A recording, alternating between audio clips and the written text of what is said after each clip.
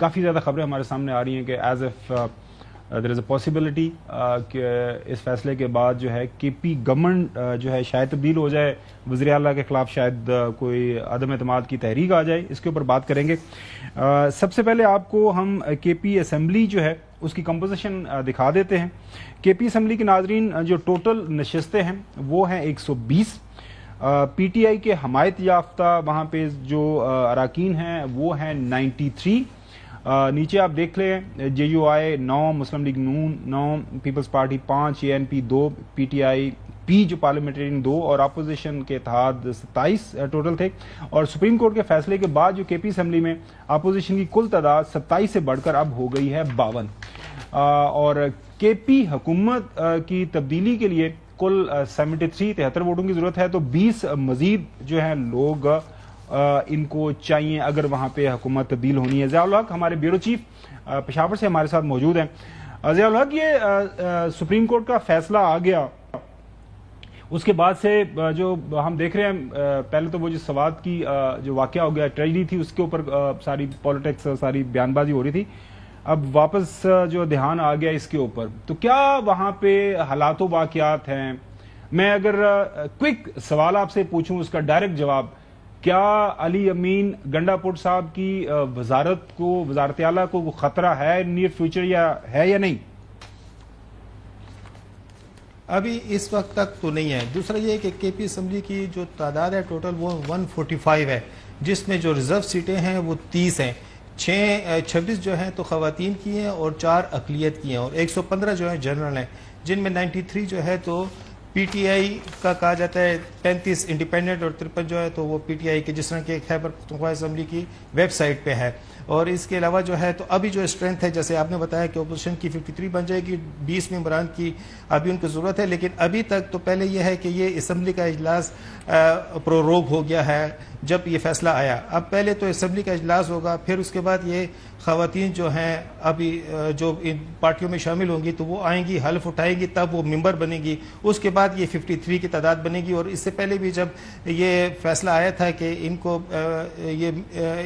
جو ہے تو پارٹیوں میں عزم کیا، ان کو پارٹیوں میں شامل کیا گیا تھا، تو اس وقت بھی خیبر پختونخوا اسمبلی کا اجلاس ہی نہیں ہو رہا تھا کہ اپوزیشن کو ہائی کورٹ جانا پڑا. اور اس وقت بھی پھر یہ رولنگ آئی کہ اسپیکر کا یہ اختیار ہے کہ وہ کب اسمبلی کا اجلاس بلاتا ہے اور ان کا حلف لیتا ہے. پھر اس کے بعد جو ہے تو آج جو پی ٹی آئی کی قیادت سے بات ہو رہی ہے تو وہ 2 چیزوں پہ دیکھ رہے ہیں. ایک تو 9 مئی کا جو فیصلہ آنا ہے، تو اس 9 مئی کے فیصلے میں بھی علی امین گنڈا پور ہیں، تو ان میں ان کو خدشہ ہے کہ اس میں بھی یہ مطلب اس کا فیصلہ بھی کوئی ایسا فیصلہ آ سکتا ہے جس سے کہ پی ٹی آئی کو نقصان بھی پہنچ سکتا ہے. اور دوسرا پھر اب سینٹ کے الیکشن آنا ہے، تو سینٹ کے الیکشن میں بھی صورتحال واضح ہو جائے گی، جس میں پی ٹی آئی جو ہے تو اب یہ محسوس کر رہی ہے کہ جو 11 سیٹیں سینٹ کی ٹوٹل ہیں، تو اس میں تو پہلے یہ ایکسپیکٹ کر رہے تھے کہ 9 سیٹیں مل جائیں گی یا اقلیت ریزرو سیٹ. لیکن اب یہ ان کا خدشہ ہے کہ شاید یہ 2 مزید اس پہ بھی کم ہو جائیں.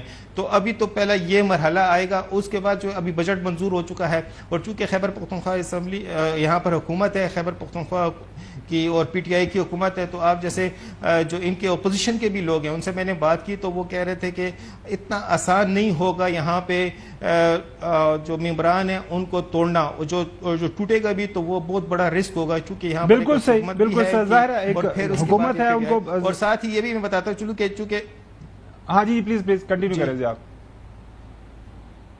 اور ساتھ ہی یہ بھی ہے کہ چونکہ اس وقت اگر یہ اسمبلی کی صورتحال پیدا ہوتی ہے اور کوئی خدشہ پیدا ہوتا ہے تو علی امین تو پہلے ہی کہہ چکے ہیں کہ اختیار تو ان کے پاس ہے اسمبلی توڑنے کا، تو وہ اسمبلی توڑ بھی سکتے ہیں.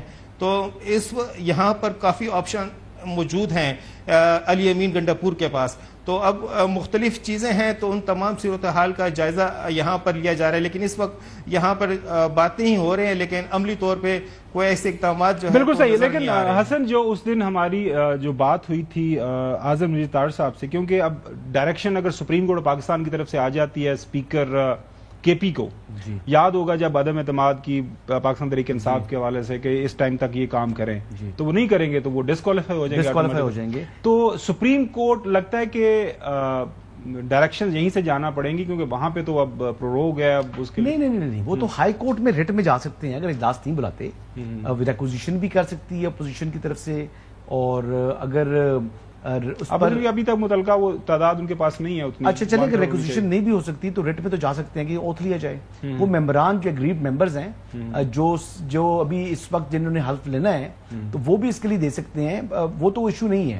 اچھا اس وقت علی امین گنڈا پور کی جو اپنی حکومت ہے اس کو زیادہ خطرات نہیں ہے اس وقت جب ہم بات کر رہے ہیں. کل علی امین گنڈا پور کے پاس ایک ونڈو اویلیبل ہونی ہے. اب وہ اس ونڈو کو کیچ کرتے ہیں یا اس کو مس کرتے ہیں, یہ فیصلہ اس کو تھوڑا سا ایکسپلین پلیز. یعنی وہ انہوں نے یہ جو ونڈو ہے جو کھڑکی ہے, جو کھڑکی کھلتی ہے نا کبھی کبھی, تو وہ کھڑکی ایک رستہ ہوتا ہے. وہ کھڑکی سے کئی لوگ جو ہے نا اس کھڑکی سے گزر جاتے ہیں, کئی لوگ انتظار میں رہتے ہیں. جو انتظار میں رہتے ہیں وہ کئی دفعہ جو ہے نا وہ مس کر جاتے ہیں, جو ٹرین گزر رہی ہوتی ہے یا بس گزر رہی ہوتی ہے یا جو سواری گزر رہی ہوتی ہے اس کو مس کر جاتے ہیں. یہ بڑی چھوٹی سی ونڈو کھلی ہے, ابھی یہ ونڈو بند ہو جائے گی.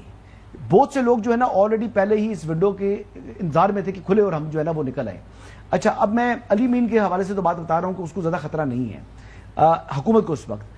جو اگر اصل سرپرائز آنا ہے وہ تو سینٹ الیکشن میں آپ کو سرپرائز دیکھنے کو ملے گا.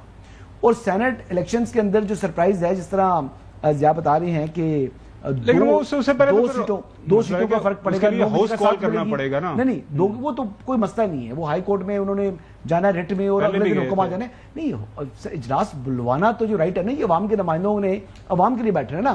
وہ یہ نہیں کہہ سکتے کہ اسپیکر رولنگ نہیں دے سکتا, لیکن اسپیکر بھی یعنی کانسٹیٹیوشنل عہدہ ہے نا, اس نے آئین کے مطابق چلنا ہے. اور یقین کریں اگر اسپیکر صاحب کو پتا ہو کہ علی امین گنڈا پور فارغ ہو رہے ہیں تو وہ 1 منٹ سے پہلے اجلاس بلا لیں گے.